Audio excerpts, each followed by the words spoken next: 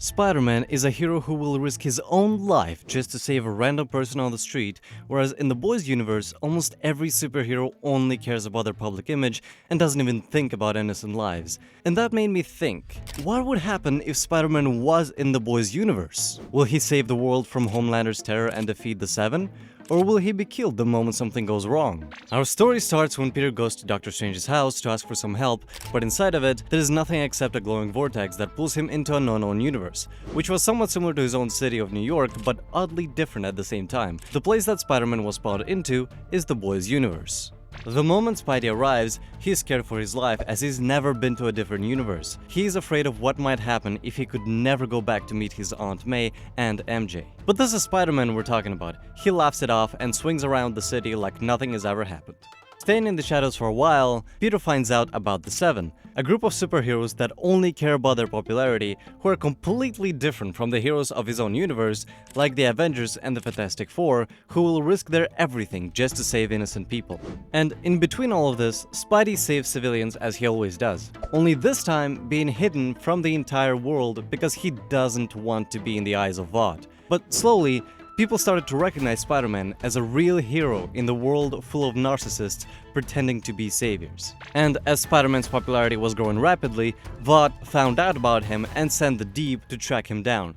So he finds Spidey, who was saving a bus driver from an accident, but instead of helping, the Deep goes near a small crowd to pose in front of the cameras and take credit for something which was done by Spider-Man. And looking at him, Peter shuts him up by webbing his mouth before swinging his way back to his hideout. By the way, if you're still watching the video, then subscribe to the channel for more such videos. Now, all of this is recorded by someone who was in the crowd, and as no one believed that a guy in a red and blue suit helped a person in need, while a member of the Seven was just standing there doing nothing, that clip goes viral instantly the next morning. And Vought is furious that a random guy is humiliating one of their supes, so they try to suppress that clip, but it was already too late.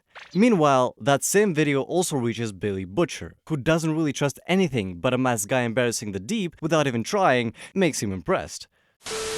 So he sends Hughie to figure out who this web weaver's copycat is. And he finds Peter at a random night near a crime scene that Spider-Man just saved, and then Hughie says that he's not here to find but just wants to sit down and talk. He asks Spidey where he's from and why he's helping civilians without even wanting the popularity. Spidey was exhausted as he has not talked to anyone from the last few days and just feels lonely.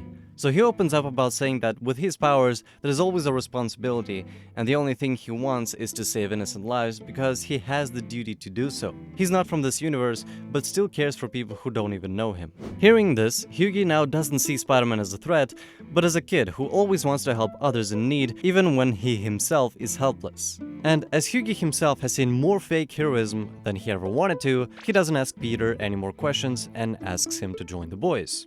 He tells Butcher everything about the conversation that he had with Spidey, also adding that this kid seems to actually care for the innocents, and Butcher being himself doesn't fully trust Peter, but he considers Hughie as kind of his younger brother. He also offers to help Peter understand this world, instead of handing him over to Vought. Spidey hesitates, still not sure who's actually safe to trust here, but something about Hughie feels honest, so he decides to take the risk. So he agrees to join, but first he asks Hughie if they've got any food as he's been living off vending machines since last week. And after that, Peter asks for somewhere quiet to rebuild his web fluid and figure out exactly what he's dealing with.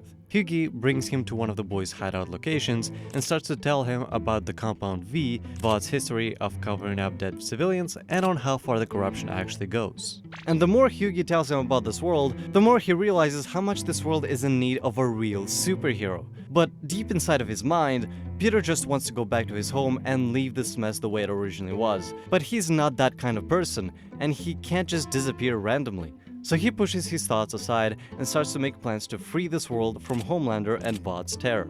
And for the next few weeks, Peter swings around the city helping people, while also starting to get closer with the boys' crew and also Butcher. But because both of them have completely different ideologies, they constantly have arguments. But they both need each other to stop Homelander at the same time, so they decide to work together. And while all of this is happening, Homelander takes notice of the Spider guy as he saw the same video in which Spidey webbed up the Deep. He's furious that a member of the Seven got humiliated, but only because that hurts his own image. So instead of reassigning him to a different place like Vought did in the original timeline, Homelander kills the Deep for his failure. And after that, Vought sends a low-tier supe that goes to kill a bunch of civilians in a crowd, demanding to see Spider-Man. But when Peter and boys find out about this, they know that it's a trap, and Butcher even tells Spider-Man to not go and fight this random villain, but before he can even complete his words, Spidey immediately swings there to confront the Supe who was hurting innocent civilians, but to his surprise, he gets ambushed by A-Train and Black Noir. While fighting against the terrorist, he uses A-Train's speed against him by dodging his initial blitz and shooting a dense web on his legs. And as A-Train uses his full speed to catch Spider-Man, he's damaged hard, starts to have a fatal heart attack because he already had the overdose of Compound V. And when he fights Black Noir, he gets a massive tactical disadvantage, but with Spidey's power, he easily overpowers Black Noir as he is no match to Peter's strength. He grabs Noir's blade mid-strike and disarms him before webbing him up with a strong web foam that completely immobilizes him. And while all of this is happening, Homelander watches Peter from the sky and shoots him with his laser vision, talking down to him, saying that this world doesn't need spiders like you. They need someone to show them their real place. They don't need a bug to save them, but a god like me. Peter replies to Homelander by saying that he's not scared of him, webbing his face up the same way he did with Deep before safely leaving his way out of the place so that he can finally put together a plan to put Homelander's rule to an end. So when he comes back to the hideout place, Peter starts to look for a way to synthesize an anti-Compound V cure himself by researching about the actual Compound V the crew got from A-Train's girlfriend. And with the help of information that the boys already had, Peter makes a cure, only this time working his way around by not actually killing the Supes, but just making them completely powerless. But the virus alone won't stop Homelander, as his powers are just unmatched to any other Supe. He also notices that Homelander can hear the faintest sounds as well, so he makes specialized sonic emitters tuned to a specific frequency which can cause anyone with super hearing immense pain for a while. This doesn't really fit with Butcher's plan, as Peter wants to only make Homelander powerless instead of killing him completely. He tells Peter about his suspicion of what Homelander might have done with his wife Becca, and also says that if Spider-Man won't complete the job, then he himself will. And because of Spidey's kind heart, he refuses to kill anyone, even if they've done something horrible. Butcher doesn't think of it that much and just leaves the room. And as Spidey has previously made an antidote for the lizard and also the anti-venom, this version of the Supe virus and sonic emitters were not that difficult for Peter to create. Also, in this story, Peter is the one to make an alternative version of the Supe virus, so the crew members never go and find out about the existence of Soldier Boy and how he would have been an important asset to defeating Homelander. While all of this is happening, Homelander starts to grow irritated with Stillwell, just like in the original timeline where she only cares about her son instead of giving Homelander his attention.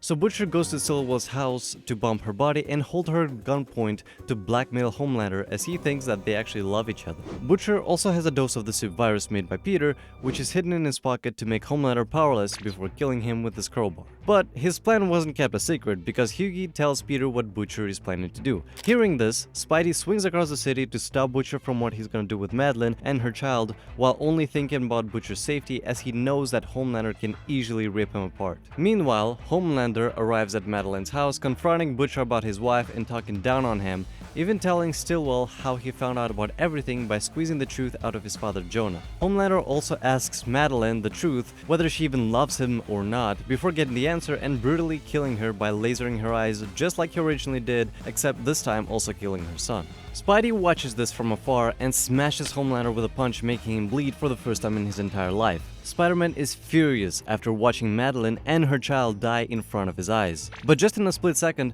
Homelander stands up, saying he underestimated the power that Spider-Man has, and slams Peter so hard that he breaks a wall.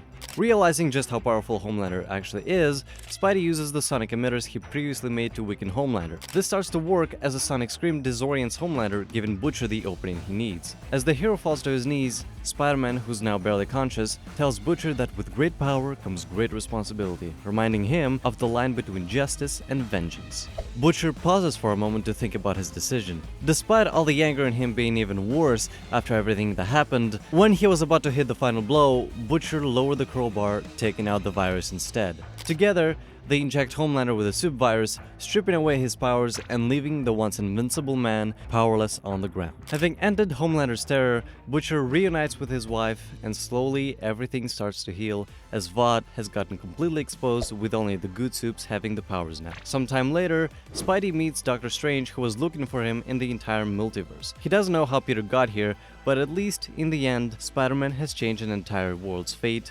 forever.